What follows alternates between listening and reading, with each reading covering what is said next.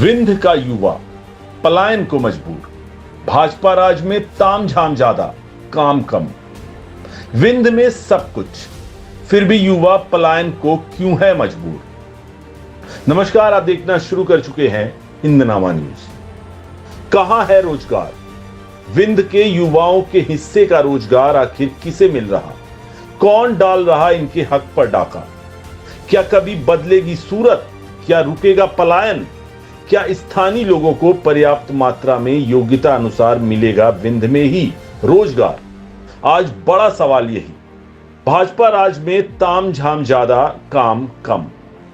रीवा में बीते दिनों बड़े तामझाम चाक चौबंद तरीके से पूरी भव्यता के साथ रीजनल इंडस्ट्रियल कॉन्क्लेव का आयोजन हुआ। सैकड़ों फ्लैश लाइट्स के मध्य हजारों करोड़ रुपए के निवेश की बात हुई, हजारों रोजगार की बात हुई। साफ साफ उजले कुर्ते जैकेट में मुख्यमंत्री ने आयोजन की उपलब्धियां खूब खुश होकर गिनाई। उपस्थित लोगों ने भी जमकर ताली बजाई। बात किस किस के समझ में कितनी आई, ये तो वहां बैठे लोग ही बेहतर जाने। कहा गया कि बड़े मझले छोटे उद्योग घराने मिलकर करीब 30,000 करोड़ का निवेश करेंगे और 14,000 नई नौकरी यानी रोजगार के अवसर मिलेंगे। कई उद्योगों के विंध्य में लगाए जाने की भी बात कही गई।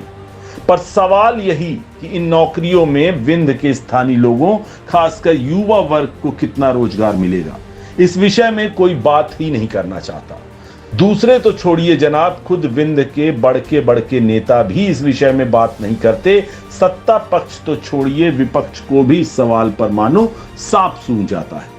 नतीजा वही, विंध्य में सब कुछ होते हुए भी विंध्य का युवा भारी मन से अपना बोरिया बिस्तर उठाकर रोजगार की तलाश में विंध्य से पलायन कर जाता है और युवाओं की यह संख्या लाखों में है जी। कहने को विंध्य में लाखों टन सीमेंट बनाने वाली सीमेंट फैक्ट्रियां मौजूद हैं।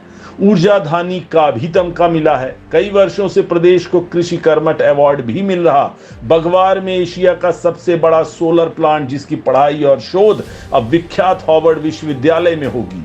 तमाम और उद्योग व्यापार मौजूद हैं, धंधे मौजूद हैं। सरकार की तमाम योजनाएं, लोन की योजनाएं, स्टार्टअप और प्रोत्साहन, ये सब होने के बावजूद भी आखिर विंध्य का युवा क्यों पलायन कर रहा है? विंध्य से पलायन करने को विंध्य से युवा क्यों है मजबूर?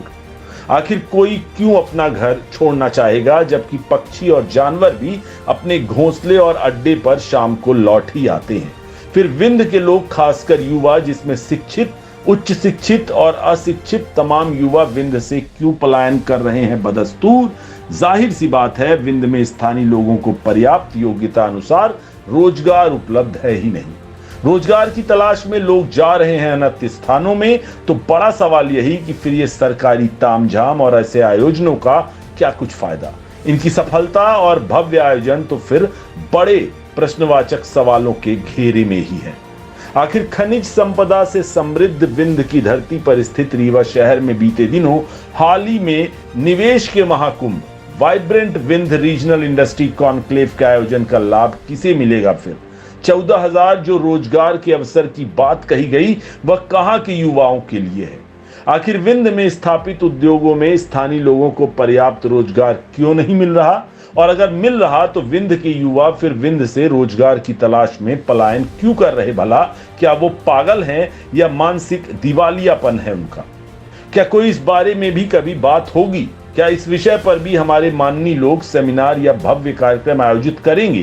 क्या जिम्मेवारों को तनिक भी शर्म आएगी? क्या जिम्मेवार इस सवाल का जवाब देंगे?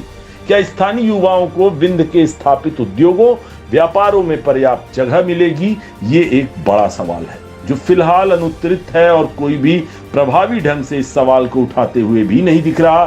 फिर चाहे वो विपक्ष हो या कोई संगठन, सत्ता पक्ष तो खैर अपनी ही सरकार से ऐसे सवाल क्यों पूछेगा भला? और विपक्ष की बात है तो विपक्ष खैर कुंभकर्णी चिर निद्रा में है, जो गाहे बगाहे कभी कभी ही जागता हुआ दिख जाता है और फिर अपने वातानुकूलित कमरों में शायद जाकर सो जाता है। बाकी अगर स्थानीय युवाओं को रोजगार नहीं मिलता, विंध्य के युवाओं को रोजगार के लिए विंध्य से यूं ही पलायन करते रहना पड़ेगा, तो फिर ये सब आयोजन सरकारी तामझाम निरर्थक और बेमानी ही कहे जाएंगे, नजर आएंगे। फिर आप ऐसे आयोजन करते रहिए और अपने मुंह मियां मिट्ठू बनते रहिए। आखिर किसने रोका है आपको? बाकी विंध्य के युवाओं का इनसे कुछ खास भला होने नहीं वाला। नहीं तो फिर स्थानीय युवाओं को स्थानीय उद्योगों में कितना प्रतिशत रोजगार मिलेगा, ये मापदंड और पैमाना तय करने का साहस भी दिखाए सरकार। क्या ऐसा होगा, क्या पता, ये तो वक्त ही बताएगा। हालांकि यहां याद दिला दें, एक जमाना था जब महाराष्ट्र में दिवंगत बाला साहब ठाकरे ने ऐलान कर दिया था कि मुंबई महाराष्ट्र में जो भी उद्योग धंधे लगेंगे वो अपने कारखाने के गेट के बाहर सूचना पटल पर सूचना चस्पा करेंगे कि इस उद्योग में, कारखाने में कितने प्रतिशत स्थानीय लोगों ने रोजगार पाया है। क्या वैसा ही कुछ मध्य प्रदेश में भी आने वाले दिनों में देखने को मिलेगा? बड़ा और युवा हितैषी सवाल यही है और बरकरार है, क्योंकि इसका माकूल जवाब फिलहाल तो मिलता नजर नहीं आता कहीं भी।